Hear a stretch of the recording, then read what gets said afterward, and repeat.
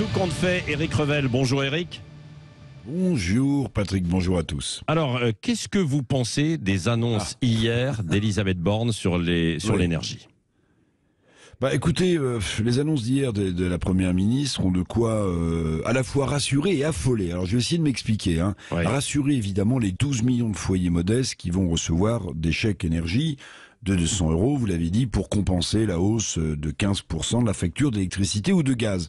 Rassurer globalement les Français, parce qu'il y a encore de l'argent, en tout cas d'après l'État, d'après Elisabeth Borne, pour aider tout le monde. Mais on peut quand même s'interroger sur l'assistanat protecteur d'un État-providence qui a les poches percées et vides, mais qui continue, Patrick, à dépenser sans compter. Oui, alors vous dites des aides qui rassurent, mais qui affolent. Pourquoi est-ce que vous parlez d'affolement ?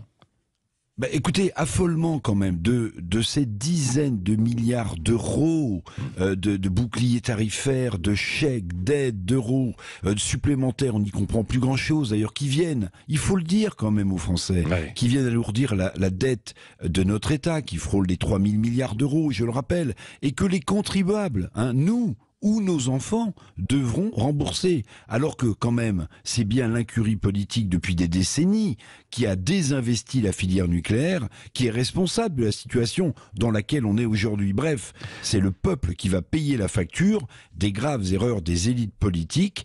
Et puis, affolement aussi à plus court terme, Patrick, parce que les entreprises, les collectivités locales, les organismes HLM, tiens, je disais encore un papier hier, qui ne bénéficient pas des tarifs réglementés et qui vont se trouver devant un mur financier infranchissable. Oui, il y a de quoi s'affoler. Bon, tout de même, la croissance française de 1% l'an prochain, a dit Bruno Le Maire, devrait permettre d'engranger des recettes fiscales. Tout n'est pas aussi noir quand même, si ?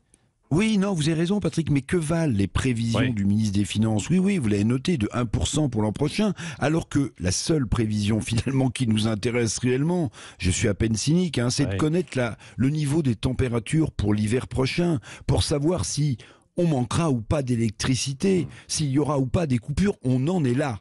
La 7e puissance économique mondiale, la France, s'en remet au ciel et à la rudesse ou à la clémence de l'hiver prochain.